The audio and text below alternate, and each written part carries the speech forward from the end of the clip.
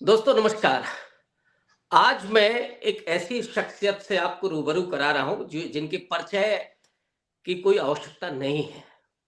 अशोक वाजपेयी जी हमारे साथ हैं। हाल ही में उनका एक वीडियो बहुत वायरल हुआ, लाखों लोगों ने देखा। आयोजन था नेहरू केंद्र के उद्घाटन का, जिसमें सोनिया गांधी जी थीं, अशोक वाजपेयी जी और पुरुषोत्तम अग्रवाल जी। सोनिया जी की अध्यक्षता में संभवतः वो कार्यक्रम हुआ था और नेहरू जी पर भाषण, बहुत संक्षिप्त भाषण। लेकिन अशोक वाजपेयी जी, जो मध्य प्रदेश कैडर में आईएएस रहे हैं, संस्कृति सचिव रहे हैं, बहुत बड़े कवि हैं इस देश के और विभिन्न भाषाओं के जानकार। और मैं मतलब परिचय देने की स्थिति नहीं है, मुझे पता है कि 10 मिनट फिर परिचय में ही लग जाएगा। सब लोग जानते हैं, एक ऐसे बुद्धिजीवी जो आज लगातार इस फांसीवादी सत्ता के खिलाफ जूझ रहे हैं, भाषण दे रहे हैं, लिख रहे हैं और उनकी विशेष रुचि साहित्य और कला, संगीत इन सब में है। नेहरू जी, गांधी जी पर विशेष रूप से आप बोलते रहे हैं सर। और वो जो भाषण आपका, बहुत मुझे लगता है 15-16 मिनट का भाषण था, उसने बड़ी ख्याति हासिल की, लोगों ने उसे बड़ा पसंद किया। जब आपने ये कहा कि आज विश्वगुरु की बात हो रही है, लेकिन असल में विश्वगुरु कौन थे? अगर उसी टर्मिनोलॉजी में देखा जाए तो विश्वगुरु किसे कह सकते हैं, तो वो नेहरू जी थे। इसको लेकर के जो संघी और भाजपाई लोग हैं, उन्होंने ट्रोल भी किया आपको कि आप नेहरू जी को विश्वगुरु कह रहे हैं। तो इसी मुद्दे पर मुझे लगता है कि बात होनी चाहिए और इसको थोड़ा और खुल करके बात को दर्शकों तक लेकर के आया जाए, तो और भी अच्छा रहेगा। इसीलिए मैंने सर आपसे निवेदन किया कि मेरे यूट्यूब चैनल पर आप इसकी चर्चा थोड़ी-सी कर दें। वहाँ कम समय रहा होगा, यहाँ आपके लिए पूरा स्पेस है, पूरा समय है कि आप जितना मुझे मालूम है कि आपका समय बहुत कीमती है, जितना आपके पास समय हो, कि नेहरू जी को हम कैसे देखें, वो विश्वगुरु कैसे थे और आज के जो विश्वगुरु हैं, वो कैसे विश्वगुरु अपने आप को कहला रहे हैं? देखिए, पिछले कुछ वर्षों से, खासकर एक दशक से, एक तरह से नेहरू को इतनी गालियां दी गई हैं, उनकी इतनी निंदा की गई है, उनकी इतनी दुर्व्याख्या की गई है कि जो लोग नेहरू को भूल चुके होंगे, उनको भी नेहरू की याद आने लगी होगी। असल में ये हमला सिर्फ नेहरू पर नहीं है, ये इसकी एक, आप चाहें तो कहें, चतुर्थी है। गांधी, नेहरू, संविधान और लोकतंत्र, हुँ। और ये आपस में इस तरह जुड़े हुए हैं कि अगर एक पर आप हमला करेंगे तो वो अपने आप बाकी तीन पर हमला हो जाएगा। यानी अगर आप नेहरू पर हमला करेंगे तो वो गांधी पर भी हमला होगा, वो संविधान पर भी हमला होगा और वो लोकतंत्र पर भी हमला होगा। तो एक तो ये बात समझने और याद रखने की। दूसरा, ये तो एक अब लगभग चुटकुला सा बन गया है कि हर चीज के लिए नेहरू जिम्मेदार हुँ, है। आप जो आज नहीं कर पा रहे हैं, उसके लिए नेहरू जिम्मेदार है। आप कुछ करने जाते हैं तो नेहरू आड़े आ जाते हैं। आप अगर कोई बात करना चाहते हैं, लोगों तक पहुंचाना चाहते हैं, तो उसमें भी आपको नेहरू के रूपक का सहारा लेना पड़ता है। तो नेहरू की ऐसी मरणोत्तर उपस्थिति, उनकी मृत्यु के अब तो 60 वर्ष हो चुके, कभी नहीं रही जितनी इन शक्तियों ने पिछले दशक में कर दी। तो नेहरू में दिलचस्पी जागने का एक कारण तो ये बन ही गया है। तीसरी बात यह है कि नेहरू कोई रातों रात वो नहीं बन गए जो वो बने, वो एक लंबी प्रक्रिया से गुजरे थे। जैसा मैंने उस दिन व्यंग में कहा था कि उनको भारत चाय बेचते हुए नहीं मिल गया था, उन्होंने भारत की बाकायदा बौद्धिक और अन्वेषणात्मक खोज की थी। एक पूरी पुस्तक लिखी है, डिस्कवरी ऑफ इंडिया। इसको अगर आप ध्यान से देखें तो वो अपने उत्तराधिकार को समझने की कोशिश कर रहे हैं। ये एक युवक है जो जानना चाहता है कि आखिर जिस सभ्यता में, जिस संस्कृति में, जिस देश में वो पैदा हुआ है, उसका उत्तराधिकार क्या है, उसकी परंपरा क्या है, उसकी संस्कृति क्या है, उसकी सभ्यता का के मूल्य क्या है।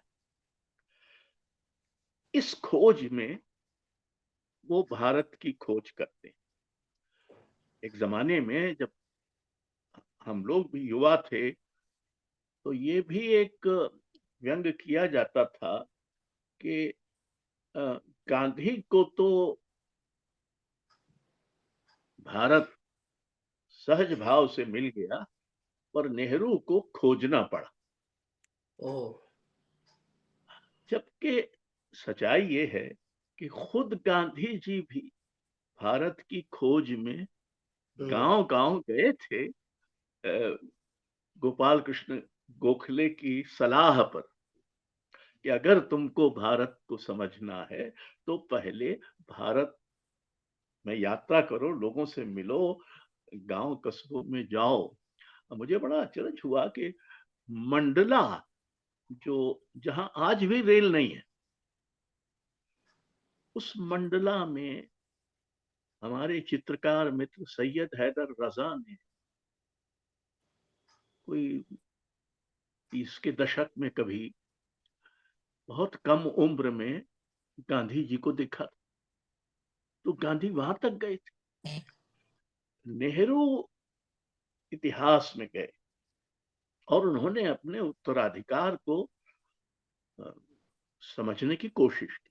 उस उत्तराधिकार में अनेक धर्मों ने जो इस संस्कृति को दिया है, अनेक भाषाओं ने जो दिया है, अनेक नस्लों ने दिया है, अनेक तरह की जातियों ने दिया है, उन सब की समझ विकसित हुई थी नेहरू में इस अन्वेषण के माध्यम से। इसलिए नेहरू सिर्फ हिंदू भारत या बौद्ध भारत या मुसलमान भारत या औपनिवेशिक भारत, इस सब को स्वीकार नहीं करते हैं। वो इसको एक निरंतरता में देखते हैं और ये भी पहचान पाते हैं, इसकी शिनाख्त कर पाते हैं कि ये सब हुआ इस महान सांस्कृतिक सभ्यता के दौरान और ये उनका उत्तराधिकार। आप उत्तराधिकार में से क्या चुनते हैं, क्या छोड़ते हैं, ये आपके अपनी दृष्टि पर, अपनी संवेदनशीलता पर और अपनी परिस्थितियों पर निर्भर करता है। तो नेहरू की निर्मित में अगर आप कहें तो 5-7 तत्व सक्रिय हैं। एक, भारत की ये गहरी सांस्कृतिक समझ, एक तत्व ये। दूसरा स्वतंत्रता संग्राम और उसके मूल्य जो अंततः हमारे संविधान के मूल्य बने, यानी स्वतंत्रता, समता, न्याय और भाईचारा। महात्मा गांधी, नेहरू महात्मा गांधी के बिना संभव नहीं, लेकिन गांधी नेहरू के बिना संभव थे, पर नेहरू के लिए गांधी की अनिवार्यता। चौथा, आधुनिकता। आधुनिकता भी एक बड़ा तत्व है, और सिर्फ आधुनिकता ही नहीं, उसके उसको सीखना भी, उससे सीखना भी, और उसके प्रति एक आलोचनात्मक रुख भी रखना।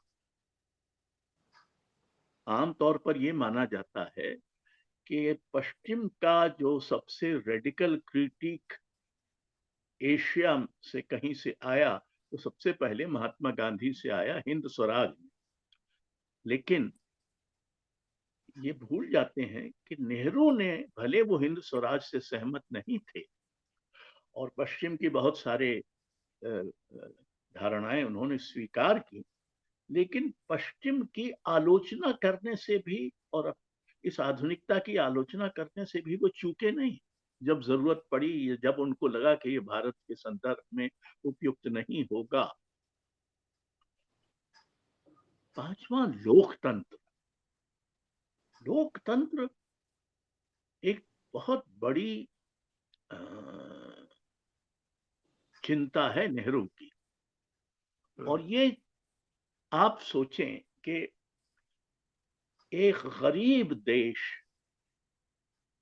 1947 में औपनिवेशिक शासन से कुल मिलाकर एक अहिंसक संघर्ष करके स्वतंत्र हो रहा है, लेकिन उसकी स्वतंत्रता बाधित और खंडित हो रही है देश के बंटवारे से। और देश का बंटवारा धर्म के नाम पर हो रहा। तो जो देश नेहरू को मिला, वो देश स्वतंत्र भी था और विभाजित भी था। इस बचे हुए भारत को एकत्र रखना, बचाना, उसकी अखंडता का सुनिश्चय करना, ये नेहरू की जिम्मेदारी भी थी, और उन पर इसका एक तरह से बहुत बड़ा भार भी था। इतना आसान नहीं था। अगर धर्म के आधार पर बंटवारे के तर्क को नेहरू और उनके साथियों ने मान लिया होता, तो उस समय इस देश को हिंदू राष्ट्र बनाया जा सकता। लेकिन इससे देश को इकट्ठा रखा नहीं जा सकता। और इसलिए भी, न सिर्फ इसलिए कि उनकी सभ्यता और संस्कृति की समझ एक बहुधार्मिकता का सम्मान करने की समझ थी, बल्कि इसलिए भी कि इस अखंडता को बचाए रखने के लिए, इस बचे हुए भारत को अखंड बनाए रखने के लिए सारे धर्मों के साथ को साथ लेकर चलने की जरूरत थी। ये एक साधारण किस्म की राजनीति नहीं थी, ये एक गहरी राजनीति। फिर संविधान का श्रेय उचित ही बाबा अंबेडकर को दिया जाता है, वही उसके लेखक थे एक तरह से। लेकिन उसमें जो कुछ है वो बिना गांधी और नेहरू के संभव नहीं है। गांधी और नेहरू की शिरकत और सहमति और गांधी की मूल्य पितृ छाया,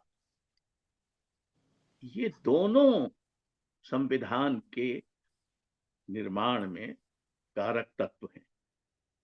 अब जो राज्य बना, संविधान को लेकर जो गलतफहमी बहुत सारी फैलाई जाती है, उनमें एक गलतफहमी ये भी है कि हमने देश को धर्मनिरपेक्ष बना दिया। ऐसा नहीं किया। संविधान ने राज्य को धर्मनिरपेक्ष बनाया। जिस देश का भी धर्म के नाम पर बंटवारा हुआ, जिस देश में 8 धर्म हैं, 4 धर्म तो इसी देश ने पैदा किए। हिंदू धर्म, बौद्ध धर्म, जैन धर्म और सिख धर्म। अगर हिंदू धर्म इतना सर्वसंतोषी था, तो ये 3 असहमति के धर्म यहां क्यों पैदा हुए? बौद्ध धर्म, जैन धर्म, सिख धर्म हिंदू धर्म से असहमति के धर्म। यही नहीं, जैन धर्म और बौद्ध धर्म में तो ईश्वर की कोई परिकल्पना ही नहीं है। भले बाद में उनके अनुयायियों ने बुद्ध को ही ईश्वर बना दिया और हिंदुओं ने ही उनको दशावतार में शामिल कर लिया, और जैन धर्म में तो ये ईश्वरहीन धर्म है। ये भी भारतीय सभ्यता में ही संभव था कि हम 2 ईश्वरहीन धर्मों के भी प्रणेता हैं। तो बहरहाल नेहरू ने जो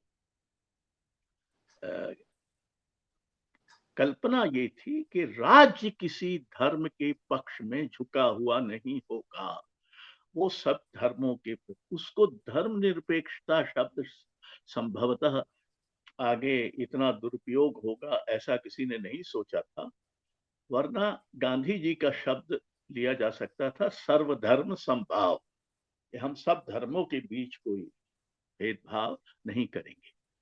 आपके संविधान में ही ये कहा गया है, जो मौलिक अधिकार आपके हैं वो सबको बिना धर्म, पंथ, जाति, लिंग को विचार में लिए हुए उपलब्ध हैं।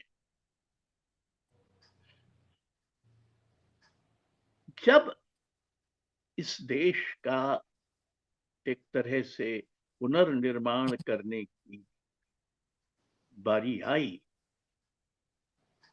तो नेहरू जी ने, और ये मत भूलिए कि नेहरू ने जो भारत की संरचना बनाई,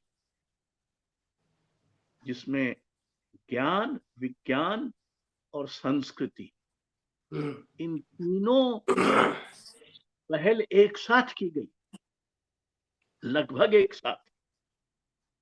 IIT, space research organisation, atomic energy commission, विज्ञान के और टेक्नोलॉजी के इतने बड़े बड़े इदारे, साथ ही ये ज्ञान विज्ञान के इदारे थे, लेकिन साथ ही 3 राष्ट्रीय अकादमियां, राष्ट्रीय नाट्य विद्यालय, फिल्म इंस्टीट्यूट, राष्ट्रीय पुस्तक न्यास, ये सब संस्कृति के इदारे हैं, और ये सब भारत सरकार ने नेहरू के नेतृत्व में बनाए। ये जो लोग आज बहुत संस्कृति का हवाला देते हैं, उन्होंने संस्कृति का क्या एक भी संस्थान बनाया है? एक भी? अपने दफ्तर हर जिले में बना लिए आपने। हाँ, वो ठीक है, आप बनाइए, आपके पास अवसर है और साधन है, पर आपने कोई संस्कृति का संस्थान तो नहीं, भारतीय संस्कृति का ही कोई संस्थान बना लेते। हिंदू धर्म के शोध का ही कोई संस्थान बना लेते,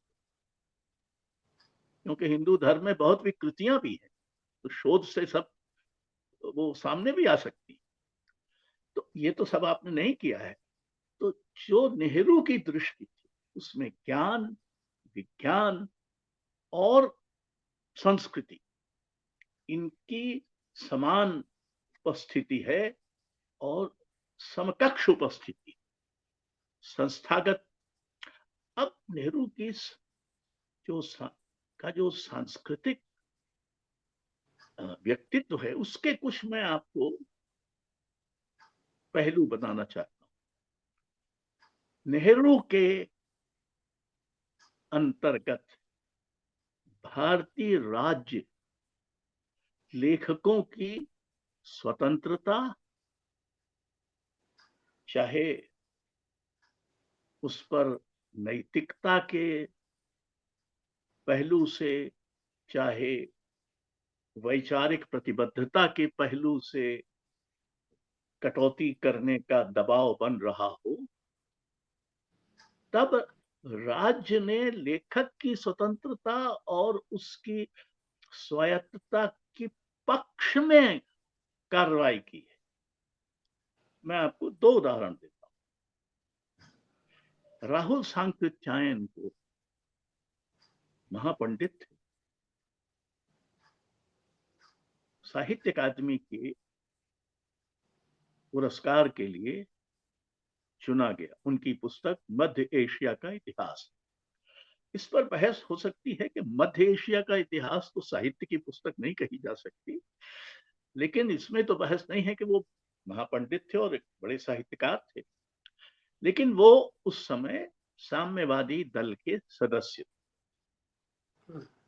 कार्ड होल्डर सदस्य, इसलिए साहित्य अकादमी में ये संशय जागा कि इनको पुरस्कार देना उचित होगा कि नहीं होगा, दिया जाए कि न दिया जाए। और इसका फैसला अध्यक्ष पर छोड़ दिया गया। अध्यक्ष मौलाना अबुल कलाम आजाद के आग्रह पर जवाहरलाल नेहरू खुद थे। जवाहरलाल नेहरू ने सार्वजनिक वक्तव्य दिया था कि साहित्य अकादमी अध्यक्ष नेहरू के काम में प्रधानमंत्री नेहरू कभी कोई हस्तक्षेप नहीं करेंगे। तो उसी का पालन करते हुए उस फाइल पर नेहरू जी ने लिखा कि अगर गुणवत्ता के आधार पर राहुल सांकृत्यायन की इस पुस्तक को चुना गया है तो उसको पुरस्कार दिया जाए। उनका राजनीतिक रुझान या वैचारिक प्रतिबद्धता क्या क्या है, ये इस पर इसको ध्यान में रखकर तो ये लेखक की स्वतंत्रता की स्वीकृति, ये जो उसके राजनीतिक पहलू से आ रही थी। दूसरा था लोलिता।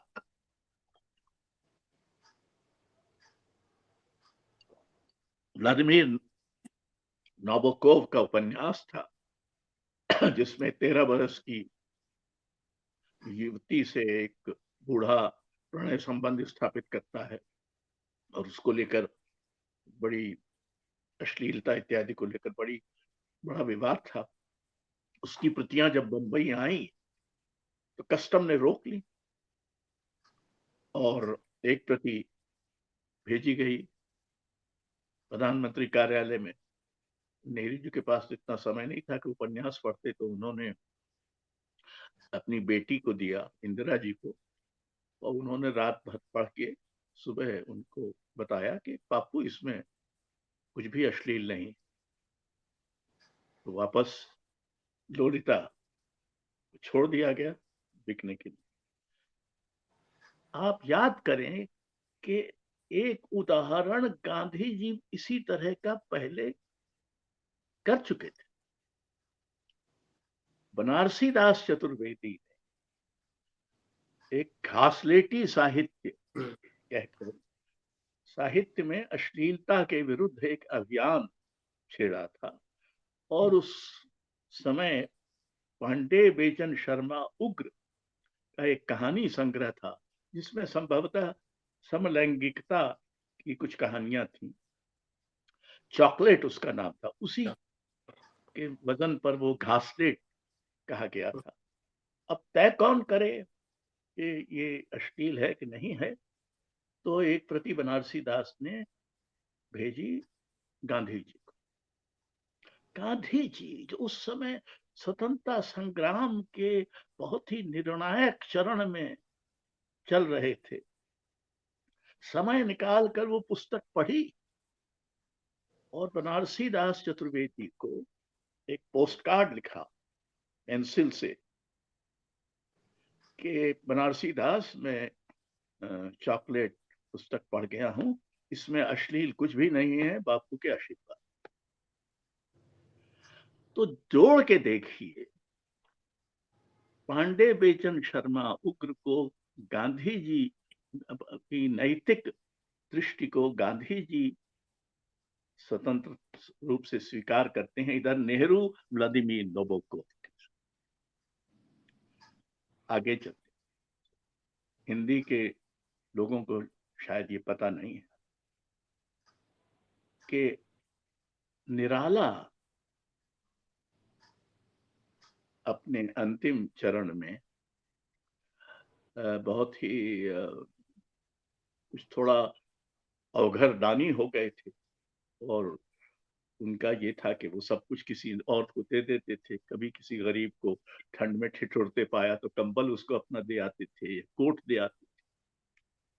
नेहरू जी ने मौलाना अबुल कलाम आजाद को एक चिट्ठी लिखी कि हिंदी के बड़े मशहूर कवि हैं और बड़े कवि हैं, लेकिन उन्होंने अर्थाभाव के कारण बहुत ही थोड़े पैसे में अपनी किताबें बेच दी हैं प्रकाशकों से, और प्रकाशक उसके साथ बड़ा अत्याचार कर रहे हैं, और वो बड़ी, तो उनको पेंशन देना चाहिए। अब देखिए, वो प्रधानमंत्री हैं, अपने शिक्षा मंत्री को पत्र लिखकर ये आग्रह कर रहे हैं कि आप इस पर विचार करें। फिर दूसरा पत्र लिखते कि पता चला ये है कि निराला बहुत ही औढ़र दानी है, तो ये पैसा पेंशन उनको सीधे न दी जाए, ये महादेवी को दी जाए जो उनकी देखभाल करे। एक देश का प्रधानमंत्री एक कवि की आर्थिक स्थिति पर विचार कर रहा है, और फिर जो व्यवस्था की जानी है उसके भी इस बारीकी में जा रहा है कि वो किसको दी जाए। ये एक उदाहरण। अब आगे चलते हैं। जवाहरलाल सिर्फ राजनेता भर नहीं थे,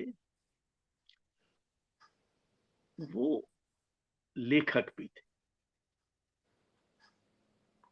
राजनेताओं में दो तरह के लेखक होते हैं।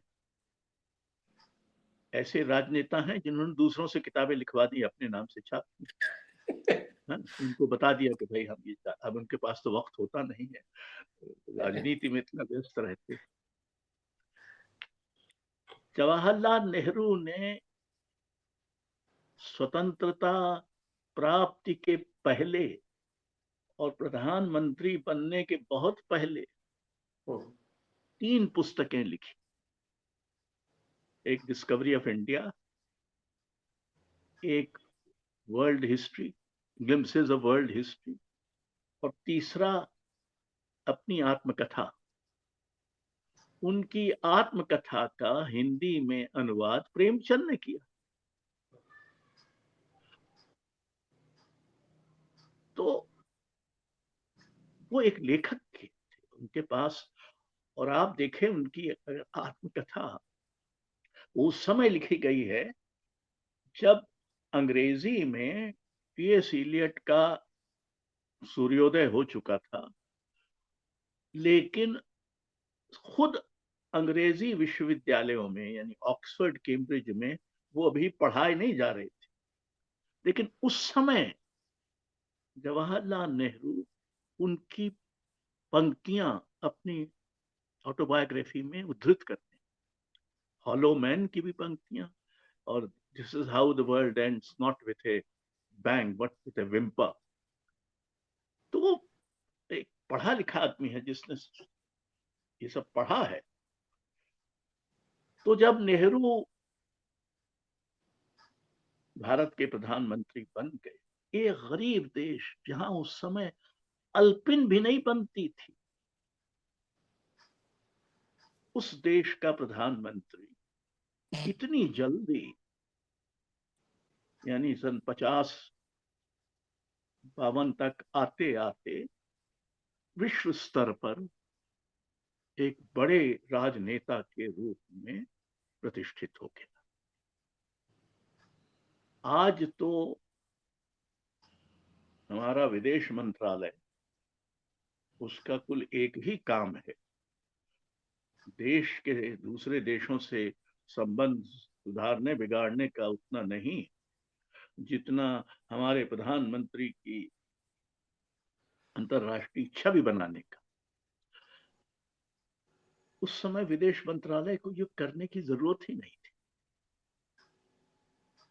और मैं आपको 3-4 उदाहरण बताता हूं। 1954-55 या 56-57 में शायद रूसी कवि और उपन्यासकार बोरिस पास्तरनाक को उनके उपन्यास डॉक्टर जिवागो के लिए नोबेल पुरस्कार के लिए चुना गया। नोबेल पुरस्कार हमेशा विवादास्पद रहे। बहुत हद तक ऐसा माना जाता था कि वो साम्यवाद विरोधी लेखकों को ही मिलते हैं वगैरह वगैरह। जो भी हो, बोरिस पास्तरनाक को दिया। सोवियत यूनियन बहुत इससे क्षुब्ध हुआ और ये निर्णय लिया गया कि बोरिस पास्तरनाक को स्टॉकहोम जाकर पुरस्कार लेने की अनुमति नहीं दी जाएगी। इतना ही नहीं, सोवियत व्यवस्था में ये प्रथा थी कि जब किसी लेखक को दंडित करना होता था तो उसके विरुद्ध जो विभिन्न राज्यों के लेखक संघ थे वो प्रस्ताव पारित करते थे। तो मॉस्को के लेखक संघ ने बोरिस पास्तरनाक के विरुद्ध एक प्रस्ताव पारित किया जिसमें ये मांग की गई कि इनको, ये देशद्रोही है और इनको रूस से देश निकाला गया, निष्कासित किया। जब ये चल रहा था तो यूरोप के बुद्धिजीवियों में इसको लेकर एक बड़ी हलचल हुई और लंदन में एक लेखकों की समिति बनी इन डिफेंस ऑफ बोरिस पास्तरनाक, जिसमें ऑल्डोअस हक्सले जो प्रसिद्ध उपन्यासकार और बुद्धिजीवी थे, और स्टीफन स्पेंडर जो कवि और उस समय की बड़ी प्रतिष्ठित पत्रिका एनकाउंटर के संपादक थे। इन दोनों ने नेहरू जी से आग्रह किया कि वो उसकी अध्यक्षता करें। अब आप देखें, रूसी लेखक, उधर स्वीडन की का नोबेल पुरस्कार, इधर अंग्रेजी, और ये वो इंग्लैंड है इससे अभी अभी हम मुक्त हुए हैं, कुछ बरस पहले ही। वो नेहरू से कह रहा कि आप इसकी अध्यक्षता करें। नेहरू मान गए और उनसे कहा गया कि वो ख्रुश्चोव से 2 आग्रह करें।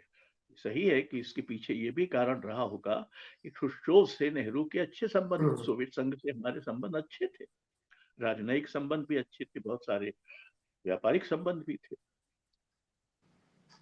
तो नेहरू जी ने ये आग्रह किया ख्रुश्चोव से, एक कि वे पास्तरनाक को स्टॉकहोम जाकर नोबेल प्राइज देने की अनुमति दें, और दूसरा जो उनको देश निकाला देने की कार्रवाई है इसको बंद किया जाए। ख्रुश्चोव ने पहला आग्रह नहीं माना, लेकिन दूसरा मान लिया।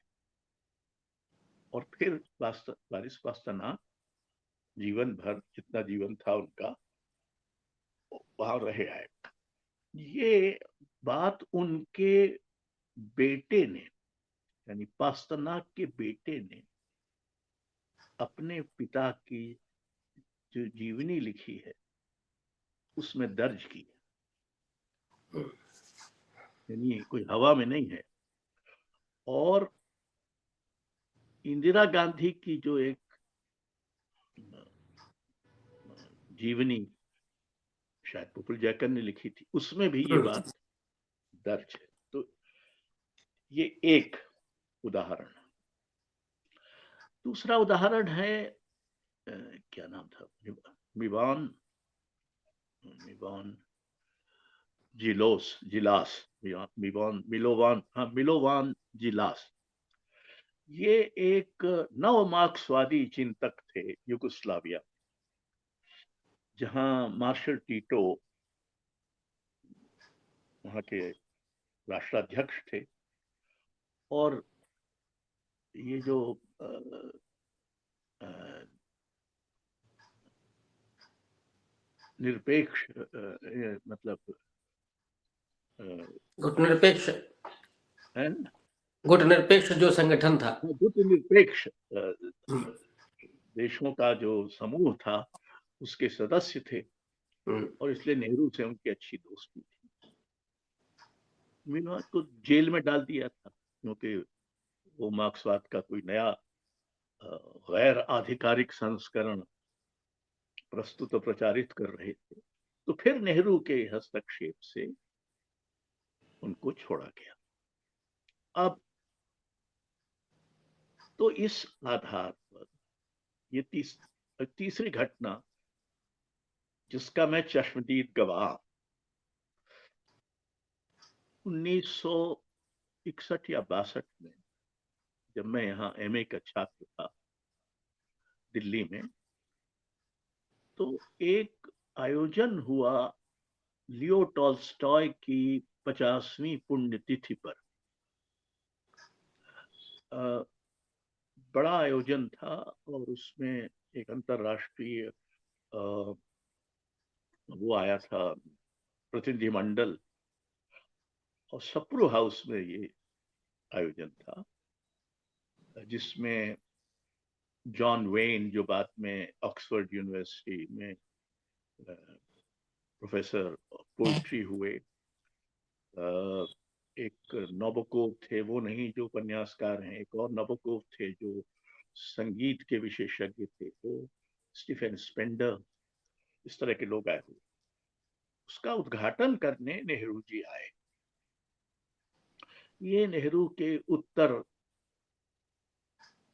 यानी उनका जो उतार का समय था, बूढ़े लगते थे, थके हुए, और चीनी आक्रमण से थोड़ा क्षुब्ध और हताश। आते साथ उन्होंने कहा कि वो 2-3 मिनट लेट आए, कि वो औरंगाबाद से सीधे आ रहे हैं। तो हम लोग जो दर्शकों में थे, हम लोगों में थोड़ा ऊब सी पैदा हुई कि अब बुढ़ऊ ये बताएंगे कि औरंगाबाद में क्या हुआ। लेकिन नेहरू जी ने औरंगाबाद का इसके बाद उल्लेख नहीं किया, वो सीधे टॉल्स्टॉय पर बोलने पर आ गए। और उन्होंने ये कहा कि महानता 2 प्रकार की होती, कम से कम 2 प्रकार की। एक प्रकार की महानता वो होती है जिसका अगर आप सामना करें तो वो आपको जैसे बिल्कुल चकनाचूर कर देती, आपको अपनी अकिंचनता में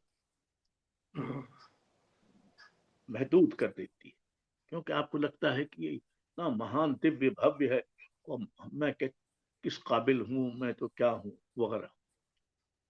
ये एक तरह की महानता है। दूसरे तरह की महानता वो होती है जिसका सामना करने पर आपको लगता है कि आप उसमें शामिल हैं, कि आप उसके साथ थोड़ा ऊंचा उठ गए, आप वाह। थोड़ा उज्जवल हो गए।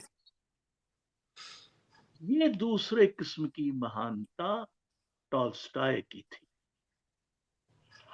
अब इस बात पर तालियां बजी और पूरा सभागार उठ के खड़ा हो गया।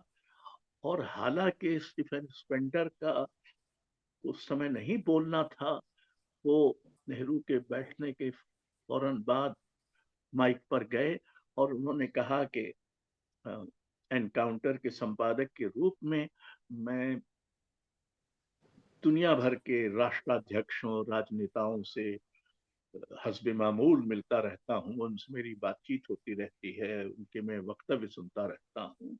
मैं दावे के साथ ये कह सकता हूँ कि इस समय सारे संसार में ऐसा दूसरा राजनेता नहीं है जो नेहरू की तरह इस तरह टॉल्स्टॉय को श्रद्धांजलि दे सके और महानता की ऐसी परिभाषा कर सके। हम्म। स्टीफन स्पेंडर को नेहरू से कुछ दिन उनको पुरस्कार नहीं मिलने वाला था, और ना ही कोई। अब फिर देखें, यहां भी गांधी की एक अंतर्ध्वनि। गांधी का टॉल्स्टॉय से पत्राचार था, हाँ। और गांधी ने तो दक्षिण अफ्रीका में एक टॉल्स्टॉय फॉर्म ही बनाया था, हम्म। जिसका नाम ही टॉल्स्टॉय फॉर्म था। हम्म। तो नेहरू में भी वो टॉल्स्टॉय प्रकट होते हैं जो गांधी के यहाँ पहले आ चुके हैं। तो अब इसको दूसरी बात आप याद रखें कि हमारे हिंदी के दो बड़े कवियों के पुस्तकों की भूमिका जवाहरलाल ने। अगे जब लाहौर जेल में थे, क्योंकि वही स्वतंत्रता संग्राम के दौरान पकड़े गए थे, तो उन्होंने अंग्रेजी में कविताएं। तो prison days and other poems नाम से वो कविता संग्रह था, जिसकी भूमिका जवाहरलाल नेहरू ने लिखी। हम्म। और फिर बाद में हमारे दूसरे बड़े कवि रामधारी सिंह दिनकर, जिन्होंने संस्कृत के 4 अध्याय पुस्तक लिखी, उसकी लंबी भूमिका जवाहरलाल नेहरू। तो ये कोई हवा में इधर से उधर से नहीं आ गया संस्कृति बोध। ये कोई औपचारिक राजनेता बड़ी कृपा करते हैं कि वो किसी सांस्कृतिक समारोह में आ जाएं। मैं एक सांस्कृतिक समारोह का भी जिक्र करता हूं जिसमें नेहरू आए थे। MS शुभलक्ष्मी का गायन था,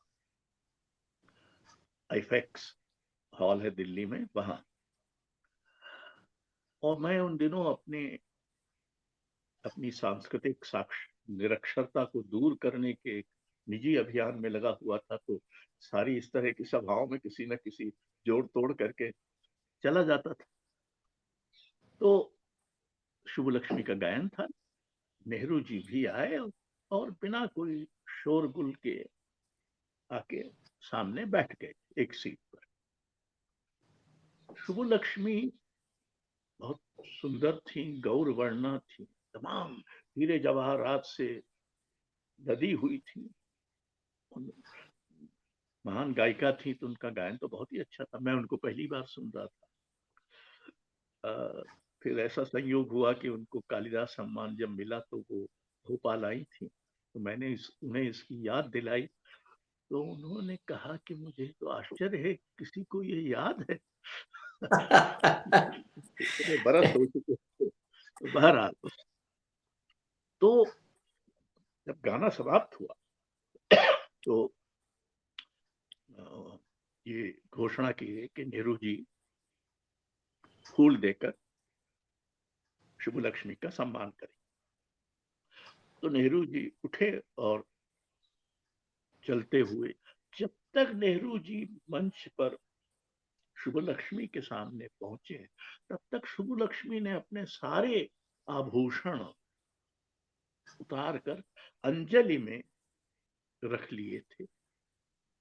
उन दिनों राष्ट्रीय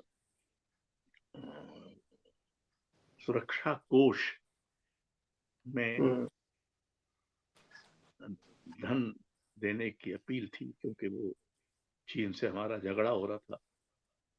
तो जब नेहरू जी पहुंचे तो उन्होंने वो सारे नेहरू जी को दिए। तब नेहरू जी ने अंग्रेजी में उनसे कहा कि I am only a prime minister, you are the queen of music. ओ, अब एक देश का प्रधानमंत्री, तो ये नहीं है कि आप आए और आप, ये उसका एक प्रशंसा बनता है। अब अगर आप एक और बात याद करें कि नेहरू ने, जहां तक मुझे याद आता है, वो ऐसे व्यक्ति थे जिनका मेरा ख्याल है कि 20वीं शताब्दी के और संसार के महानतम वैज्ञानिकों में गिने जाने वाले अल्बर्ट आइंस्टाइन से हम्म, नेहरू जी की मुलाकात है।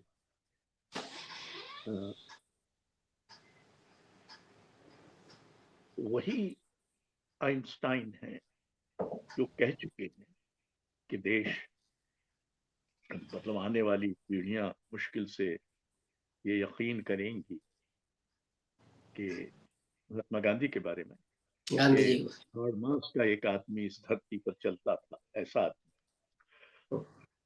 तो वैज्ञानिक हो, लेखक हो, इन सब में नेहरू का सम्मान था, की पूछ थी।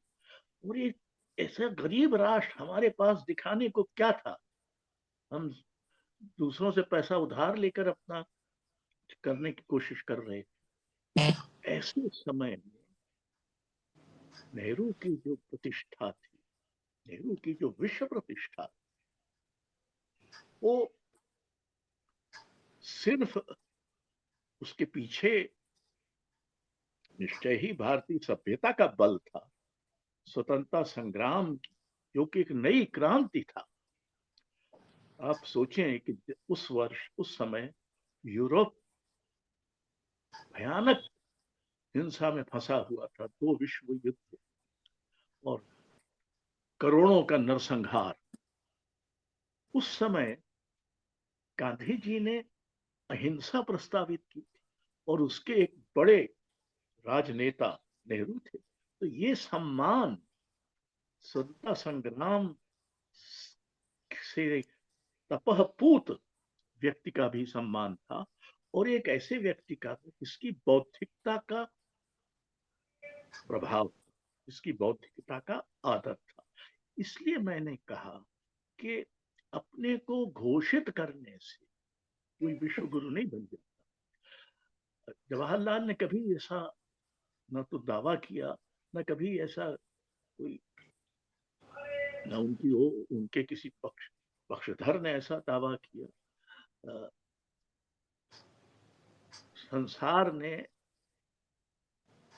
एक जमाने में भारत से बहुत सीखा है। मैं आपको फिर एक उदाहरण देता हूँ। समय हो रहा है? नहीं नहीं सर। अच्छा, वो उदाहरण गांधी जी का है। एक फर्नांडो पेसोवा नाम के बड़े पोर्चुगीज कवि हुए। अगर आप 20वीं शताब्दी की यूरोपीय आधुनिकता का जायजा लें तो उसमें एक वो बड़े कवि, वो ऐसे कवि भी थे जिन्होंने 4 अलग-अलग नामों से 4 अलग-अलग शैलियों में कविता लिखी, और बहुत कम उम्र में उनकी मृत्यु भी हो गई और किसी को पता ही नहीं चला कि ये वही व्यक्ति है जो इतने नामों से लिख रहा है। ये बाद में, उनकी मृत्यु के बाद ये भेद खुला। बहरहाल उनकी एक जीवनी आई, 1000 पृष्ठों की है। उसमें एक अध्याय है पेसोवा एंड गांधी। तो मैं बड़ा आश्चर्यचकित हुआ, क्योंकि मुझे कभी ये अंदाज नहीं था कि भाई पेसोवा का गांधी से क्या ताल्लुक। हम्म। तो पढ़ने पे पता चला कि पेसोवा जब 18 ने कुछ मतलब लड़के थे, तो वो डबलिन में थे। नहीं, डबलिन नहीं, क्या, साउथ अफ्रीका जो शहर है जहाँ गांधी जी की। तो गांधी जी का जो दफ्तर है अटॉर्नी का, वो उसी सड़क पे था जिस सड़क पे वो स्कूल था। लेकिन इसका कोई साक्ष्य नहीं है कि उन्होंने कभी गांधी को देखा। लेकिन 1931-32 में अपनी मृत्यु के कुछ बरस पहले पेसोवा के जो कागजात हैं उसमें एक अधूरा निबंध मिला। इसमें पेसोवा ने ये लिखा है कि इस समय संसार में अपने को महान बताने वाले बहुत सारे प्रिटेंडर्स हैं, पाखंडी हैं। हम्म। और उनमें से कईयों के नाम, जिनमें अमेरिकी राष्ट्रपति, ब्रिटिश प्राइम मिनिस्टर, यूरोपियन फलान, इन सबको वो खारिज करता है। फिर लिखता है कि मेरी राय में एक ही व्यक्ति है जिसका नाम है महात्मा गांधी, जो इस समय संसार में महान कहा जा सकता है। अब आगे उसके जो कारण अधूरे बताए हैं, तो मतलब वो पूरा नहीं हो पाया, छोड़ दिया, क्या हुआ। तो कहां कहां महानता घुसपैठ करती है। ये नियोजित महानता नहीं है। हाँ। मुझे याद है कि पहली बार हमने जवाहरलाल नेहरू को अपने छोटे शहर सागर में देखा। मेरी उम्र 12 बरस की, और उस समय वो वहां के विश्वविद्यालय का के पुस्तकालय का शिलान्यास करने आए। सारा शहर में सड़कें वड़कें सब ठीक ठाक हो गई थी, और वो खुली जीप में निकले थे। फिर थोड़े दिन बाद सेंट स्टीवेंस कॉलेज में जब मैं पढ़ता था, तो एक बार हमारी बस कश्मीरी गेट से निकल रही थी, एकाएक रुक गई, और हड़कंप मचा गाड़ी में कि नेहरू जी, नेहरू जी। हम लोग सब कूद के बाहर आए, तो देखा कि सामने नेहरू जी, कोई गार्ड वार्ड नहीं थी, कोई आगे एस्कॉर्ट वगैरह कुछ नहीं था, उनकी गाड़ी थी। उसमें एक कोई गार्ड बैठा होगा, और कोई लड़का या कोई युवक एक गलत साइड से अपनी मोटरसाइकिल लेके आ गया। तो नेहरू जी अपने वो छोटी सी छड़ी रखते थे, उससे उसको बेवकूफ, बदतमीज कह के मर जाते तुम। तो नेहरू का ये भी पक्ष था, एक एक एक ऐसा व्यक्ति। और ये मत भूलिए, मुझे नहीं मालूम कि संसार के किसी राजनेता के डेस्क पर उसकी मृत्यु के पहले कविता की कुछ पंक्तियां लिखी। ओ। रॉबर्ट फ्रॉस्ट की The woods are dark and lovely and deep, but I have promises to keep, and long before I sleep. ये हम्म। पंक्तियां रॉबर्ट फ्रॉस्ट की। इससे ये भी याद आता है, शिवमंगल सिंह सुमन हिंदी के प्रसिद्ध कवि थे।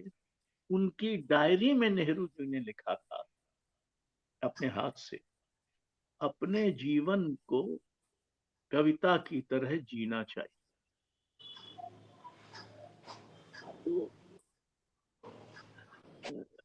ये सब जब आप देखते हैं, तो इसमें कोई संदेह नहीं है कि यद्यपि नेहरू एक राजनेता थे, स्वतंत्रता संग्राम सेनानी थे, एक बौद्धिक थे, पर उसके साथ साथ वो संस्कृति पुरुष भी थे। और उनके इस जितने उदाहरण मैंने आपको दिए, उनसे स्पष्ट है कि उनमें विनय भी था, अपनी संस्कृति का सहज अभिमान भी था, और किसी तरह के अनुष्ठान से उनकी विरक्ति भी थी।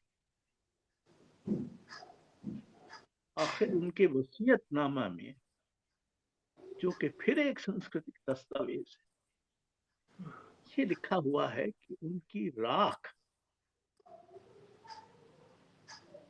फैला दी जाए। और गंगा का जो वर्णन, गंगा के, वैसे तो गंगा महात्मा बहुत है, लेकिन गंगा के दो अद्भुत वर्णन हैं। एक है गालिब की फारसी कविता चिराग दैर, जो फारसी में है, जो बनारस के बारे में है, और उसमें गंगा का क्या कैसे बिंब है। और दूसरा, जो नेहरू ने गंगा के बारे में, तो ये सब मिला के क्या बनता है,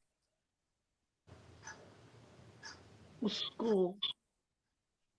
ये उन छलनों द्वारा, ये बौने शक्तिशालियों द्वारा,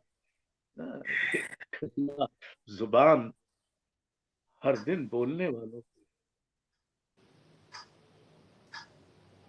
क्या कहा जाए। सच में तो सर, मैं जानता हूं इस बखूबी कि नेहरू और गांधी जी पर आपका अध्ययन ही नहीं है, आपने उनके जीवन को जिया है। अपने जीवन में भी उन तमाम पहलुओं से आप जुड़े रहे। ढेर सारे किस्से हैं आपके पास, और सांस्कृतिक बोध इन दोनों व्यक्तित्व का, वो तो कोई आपके व्यक्तित्व से ही समझ सकता है कि आपने कैसे ग्रहण किया होगा। नेहरू को हम जैसे तमाम जो विद्यार्थी हैं वो जानते हैं एक राजनेता के तौर पर, कि उनके स्वाधीनता आंदोलन में संग्राम, और फिर प्रधानमंत्री के रूप में उनके काम को, उनके मूल्यों को। लेकिन उनके व्यक्तित्व को कौन कौन से दीगर मूल्य मजबूत करते हैं, कैसे वो बनते हैं उन सांस्कृतिक तत्वों से, साहित्य और विभिन्न संस्थानों के जरिए उन्होंने देश को किस तरह से बनाया, खुद भारत की खोज करके एक नए भारत का निर्माण किया, और एक ऐसे भारत का निर्माण जिसकी नींव भारतीयता के तत्वों पर हो और आधुनिक मूल्यों पर, वैज्ञानिक सोच पर, तरक्की पर। एक ऐसा व्यक्ति नेहरू है जो प्रधानमंत्री से ज्यादा अभिभावक दिखाई पड़ते हैं। जब एक बच्चे, एक लड़के को कहते छड़ी से कि ये हो जाता, ये चिंता आमतौर पर अब तो 8 करोड़ की गाड़ियों में चलते हैं, और कितना लाव लश्कर होता है कि कोई सिर्फ दर्शन कर सकता है दूर से उनके, इसके अलावा और कुछ नहीं। वो गाड़ी में भी लाइट लगी होती है कि आप दर्शन कर लें। खुद उनका दावा है कि नॉन बायोलॉजिकल है। नेहरू जी ने कभी ऐसा दावा न तो किया, और न नेहरू जी के विरासत को फॉलो करने वाले लोग न कभी इस बात को कहते हैं। उनका भी कोई दावा नहीं है।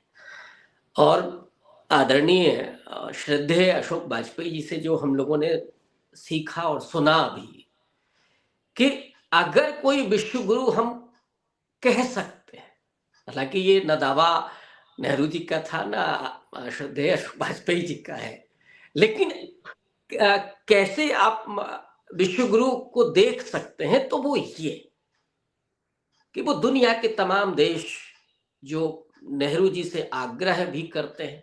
अभी क्या है कि इथोपिया से और गैम्बिया से आप वो लेकर के आ जाएं वहां के पुरस्कार, और यहाँ आकर के ढोल पीटे पूरा मीडिया कि साहब विश्व गुरु बन गए हैं हम। तो वो ये मुझे लगता है कि जो वैचारिकता है आज की, और जो राजनीति है, वो कितनी बौनी हो गई है। और ऐसे भी कहा जाता है कि जो सांध्य काल होता है उसमें बौनों की परछाई बड़ी लंबी हो जाती है। तो ये बौनों की लंबी परछाई का समय है, लेकिन उनका हमला, और आपने एक अपने व्याख्यान में इस बात को भी कहा कि हमला कई बार हम लोगों को बड़ा फायदा भी दे रहा है, कि हम नेहरू जी को और गांधी जी को पढ़ भी रहे हैं, समझ रहे हैं, और मुझे लगता है अगर ये हमला नहीं होता तो शायद हम भी सर आपसे आग्रह और निवेदन नहीं करते कि इस पर बात की जाए, और जो बातें आपने वहां संक्षेप में कही उसको डिटेल में हिंदी के लोगों को जरूर इस चर्चा को सुनना चाहिए। मैंने आपके कुछ पॉइंट्स को पहले भी अपने विभाग में शेयर किया जो हिंदी के अध्यापक भी नहीं जानते, और जब आपने हिंदी अंतर्राष्ट्रीय विश्वविद्यालय की नींव रखी, और मैंने तो आज जो पढ़ा कि आपके जो जो विजन था उसको बनाने में, जो मुझे लगता है कि विडंबना है इस देश की कि जो पूरा नहीं हो पाया, वो विजन अगर पूरा हो जाता तो क्या होता। और आपने जो बताया हिंदी के अध्यापकों के बारे में जो आपने खबर ली है, तो वो सब जगह है सर। तो उन्होंने बड़ा आश्चर्य किया कि नेहरू जी के विषय में, महादेवी जी के विषय में, और जयशंकर प्रसाद के विषय में, प्रेमचंद के विषय में गांधी जी और नेहरू जी इस तरह से जानते समझते थे, मिलते थे और चिंताएं करते थे एक प्रधानमंत्री के तौर पर। आज तो मुझे पूरा विश्वास है कि किसी हिंदी के कवि का नाम नहीं जानते होंगे विश्वगुरु जो हमारे आज के हैं, किसी संस्कृति कर्मी का नाम नहीं जानते होंगे। तो वो संभावना ही नहीं, हम उनसे उम्मीद भी नहीं करते हैं। सर आपने इतना लंबा वक्त दिया, मुझे इसकी उम्मीद नहीं थी कि इतने देर तक आप हमें समय देंगे। मैंने बहुत कुछ सीखा, और मुझे पूरी उम्मीद है कि जो दर्शक हैं वो भी बहुत कुछ सीखेंगे और जानेंगे, और ये हमारे लिए एक तरह से थाती होगी। आने वाले समय में भी लोग इसे देख करके नेहरू जी के उस व्यक्तित्व को जानेंगे जो किताबों में नहीं है। हालांकि सर आपके आदेश पर और आपकी अनुमति पर मैं एक किताब ला रहा हूँ बहुत जल्दी, जनवरी में ही विश्व पुस्तक मेले में, आपके सभी भाषणों का संकलन, और ये बहुत महत्वपूर्ण किताब होगी। आपको अभी उसमें कुछ लिखना भी है, तो चलते चलते इसको भी, और मुझे लगता है कि वो एक दस्तावेज होगी इस दौर की। और मुझे नहीं लगता कि आपके बारे में ये बताने की जरूरत है इस देश को कि आप क्या हैं, इसलिए मैंने बहुत संक्षेप में। हाँ, ये जरूर है कि नेहरू जी ने जो टॉलस्टॉय के विषय में कहा था, अब मैं थोड़ा आकिंचन भी महसूस कर रहा था, लेकिन इस व्याख्यान के बाद थोड़ा ऐसा महसूस कर रहा हूँ कि हाँ, मैं उजला हुआ हूँ। तो इसके लिए बहुत आभार सर, आपने ये अवसर दिया मुझे, और विभाग में भी ये जाएगा, हमारे हिंदी के जो विद्यार्थी हैं वो भी देखेंगे, सीखेंगे, समझेंगे। सर बहुत आभार, बहुत धन्यवाद sir. Thank you, thank you.